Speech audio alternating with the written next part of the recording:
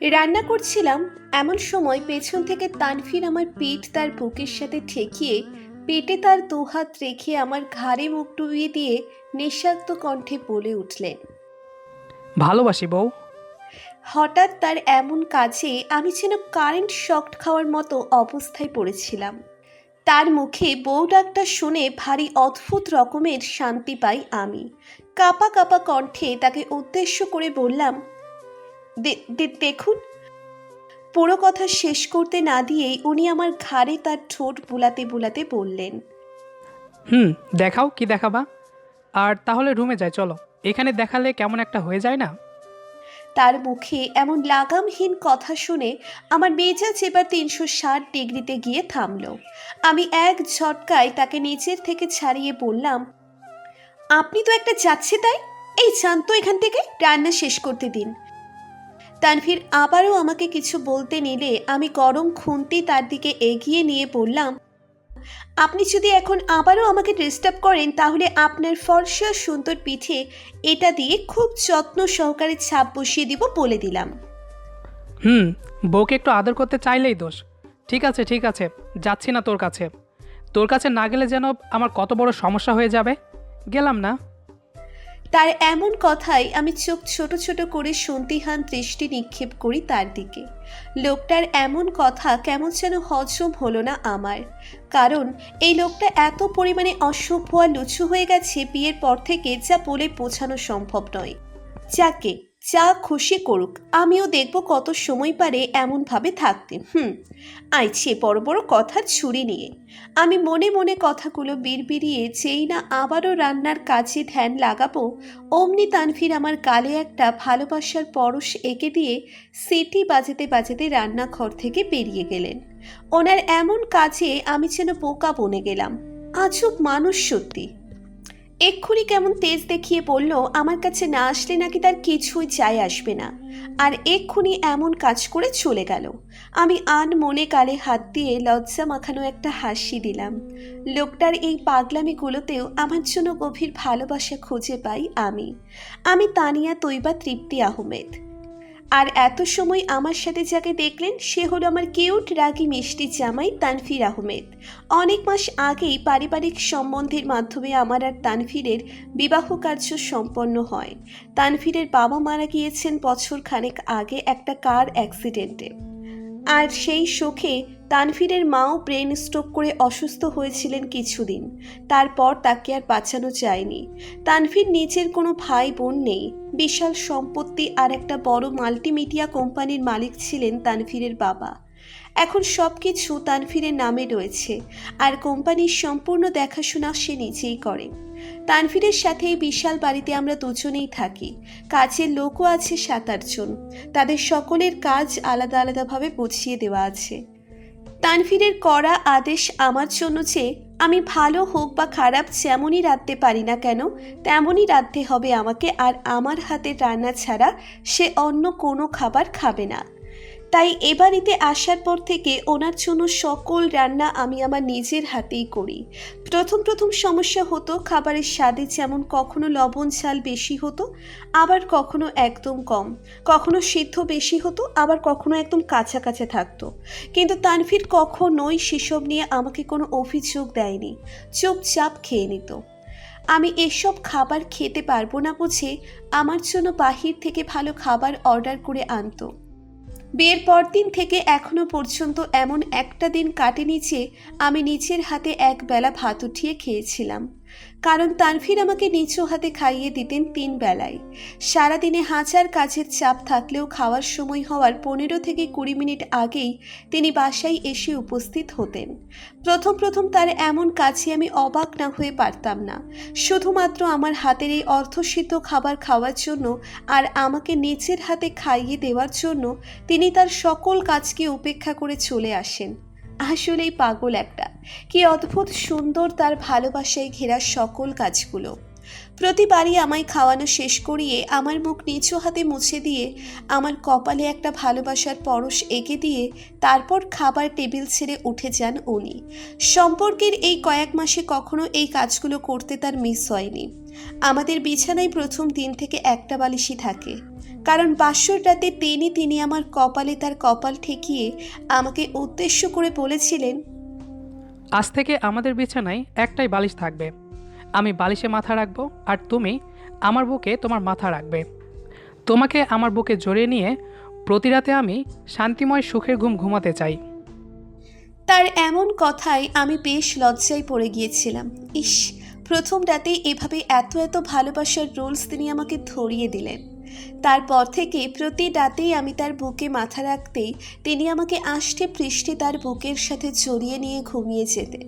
প্রথম প্রথম একটু অস্বস্তি বোধ করছিলাম, তবে পরবর্তীতে যখন তার করা সকল পাগলামি, খুনসুটি, আদর, হুটহাট চড়িয়ে ধরা, খাইয়ে দেওয়া, প্রচুর কেয়ারনেস, সব কিছুর মাঝেই ভালোবাসা নামক অদ্ভুত সুন্দর জিনিসটি খুঁজে পেয়েছিলাম, তখন তার মাঝে আমি আমাকে খুঁজে পেয়েছিলাম। তাকেও অনেক বেশি ভালোবেসে ফেলেছিলাম আমি। ভাবনার জগৎ থেকে বেরিয়ে রান্নার কাজ শেষ করে সকল খাবার ডাইনিং টেবিলে রেখে রুমে চলে গেলাম। দেখলাম তানভীর তার ল্যাপটপে কোনো একটা কাজ নিয়ে গভীর মনোযোগী। আমি কোনো কথা না বলে ওয়ার্ড্রপ থেকে কাপড় নিয়ে ওয়াশরুমে চলে গেলাম। বেশ কিছুক্ষণ সময় নিয়ে গোসল শেষ করে ওয়াশরুম থেকে বের হয়ে দেখি তানভীর এখনও সেই একইভাবে ল্যাপটপে কাজ করতে ব্যস্ত। একটা ভেঙচি কেটে মনে মনে বললাম, কি এমন রাজ্য উদ্ধার করা কাজ করছি শুনি, আমার দিকে দেখি তার কোনো খেয়ালই নেই। কথাগুলো বলতে বলতে ড্রেসিং টেবিলের সামনে গিয়ে চুল চিরুনি করা শেষ করে ব্যালকনিতে চলে গেলাম। বাইরের দিকে দৃষ্টি নিক্ষেপ করে রেখেছিলাম। হঠাৎ তানভীর আমাকে পিছন থেকে জড়িয়ে ধরে আমার চুলের মাঝে তার মুখ ডুবিয়ে দিয়ে জোরে জোরে নিঃশ্বাস নিচ্ছিলেন। আমি আমার ঠোঁটের কোণে একটা মুচকি হাসি ফুটিয়ে তুললাম। এটার অপেক্ষাতেই ছিলাম। প্রথম যেদিন উনি আমাকে পেছন থেকে জড়িয়ে ধরে আমার ভেজা চুলে নাক ডুবিয়ে নিঃশ্বাস নিয়েছিলেন, সেদিন উনি আমাকে বলেছিলেন, তোমার এই ভেজা চুলের মাতাল করার সুগন্ধ আমাকে পাগল করতে যথেষ্ট গো বউ। আমি এক অদ্ভুত রকম শান্তি খুঁজে পেলাম আজ। জীবনের শেষ নিঃশ্বাস পড়া পর্যন্ত আমি তোমার এই রেশমি খোলা ভেজা চুলের সুগন্ধে মোহিত হতে চাই। তারপর থেকে প্রতিদিনই আমি গোসল করে বের হলে উনি আমার ভেজা চুলের গন্ধ নেন। আমি তার এই ভালোবাসাগুলোতে ভীষণ হ্যাপি ফিল করি। কিছু সময় এভাবেই কাটিয়ে দেওয়ার পর দুজনে খাওয়ার জন্য নিচে চলে যাই। প্রতিদিনের মতো উনি নিচে খেয়ে আমাকেও খাইয়ে দিলেন। এখন আর আমাকে বাহিরের খাবার খেতে হয় না, কারণ আমার রান্নার হাতের যথেষ্ট উন্নতি হয়েছে বটে, যার জন্য এখন উনি বেশ তৃপ্তি সহকারে খাওয়া শেষ করতে পারেন। রুমে বসেছিলাম, হঠাৎ উনি একটা প্যাকেট হাতে করে রুমের ভিতর প্রবেশ করলেন। আমি আমার প্রয়োজকল কিঞ্চিত কুচকিয়ে তার দিকে তাকিয়ে রইলাম। তারপর প্রশ্নসিক্ত কণ্ঠে তাকে উদ্দেশ্য করে বললাম, কি আছে ওই প্যাকেটে? উনি আমার কাছে এগিয়ে এসে আমার দিকে প্যাকেটটা দিয়ে বললেন, খুলে দেখো। আমি ওনার হাত থেকে প্যাকেটটা নিয়ে খুলে ফেললাম। খোলার পর ভিতরে লক্ষ্য করতেই দেখলাম একটা খয়েরি রঙের সিল্ক জর্জেটের অপূর্ব সুন্দর শাড়ি রাখা। শাড়িটা বের করে মুখে এক রাশ খুশির ছাপ ফুটিয়ে তানভীরের দিকে তাকাতেই উনি আমাকে উদ্দেশ্য করে বললেন, এটা পরে সুন্দর করে সেজে রেডি হয়ে থাকো, সন্ধ্যার পর তোমার জন্য একটা সারপ্রাইজ অপেক্ষা করছে বউ। আমি অবাক দৃষ্টিতে তাকিয়ে আছি তার দিকে। কি আবার সারপ্রাইজ প্ল্যান করলেন উনি? উফ, আমার তো এখনই সেটা জানতে মন কেমন কেমন করছে। আর উনি তো আমাকে তার কোনো ইঙ্গিতও দিবেন না জানি। সারপ্রাইজ দেবেন সে কথা এত তাড়াতাড়ি না জানালেই তো পারতেন। আমাকে ছটফট করতে দেখে কি মজা পান উনি সত্যিই বুঝি না। কি আর করার, সন্ধ্যা পর্যন্ত অপেক্ষা করতেই হলো। তানভীরের দেওয়া সেই খয়েরি রঙের সিল্ক শাড়িটা পরতে আমার প্রচুর বেগ পেতে হয়েছিল অবশ্য, কিন্তু ম্যানেজ করে পেন সেট আপ করে পরে ফেলেছিলাম। শাড়ির সাথে ম্যাচিং করে জুয়েলারি, গাঢ় খয়েরি লিপস্টিক, চোখে গাঢ় কালো কাজল আর কপালে কালো রঙের ছোট্ট একটা টিপ, ব্যাস আমার সাজ কমপ্লিট। কিছু সময় পর তানভীর রুমে প্রবেশ করলেন। আমি পিছন ফিরে তাকে দেখেই এক দফা ক্রাশ খেয়ে গেলাম। উফ, আমার জামাইটাকে আজ এত কিউট লাগছে কি বলবো। সাদা শার্ট, উপরে দুটো বাটন খোলা, পশমযুক্ত বুকের কিছু অংশ দেখা যাচ্ছে। শার্টের উপর খয়েরি রঙের কোট, কালো রঙের প্যান্ট, কালো শু, কোটের বাম পকেটে সানগ্লাস, হাতে ঘড়ি, সিল্কের চুলগুলো স্ট্রেট করে হালকা জেল লাগানো। মোহনীত তার শরীরের পারফিউমের সুবাস আমাকে শেষ করে দিতে যথেষ্ট।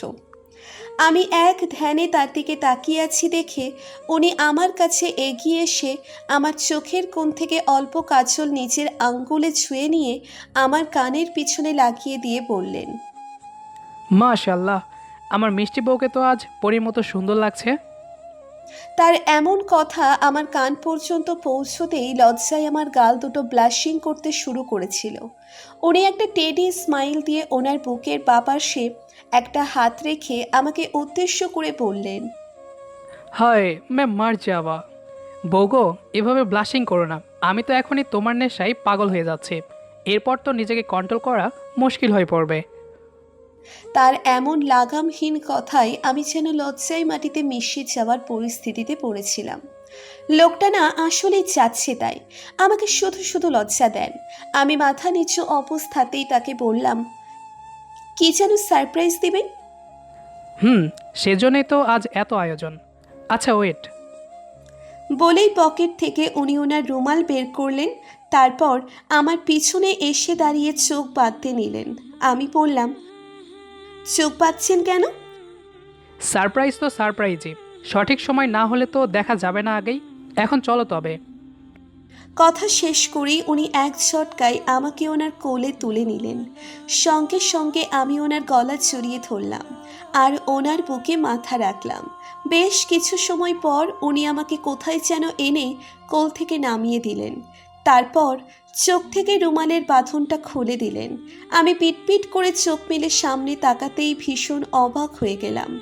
খুশির ছাপ আমার চোখে মুখে ফুটে উঠেছে ইতিমধ্যেই।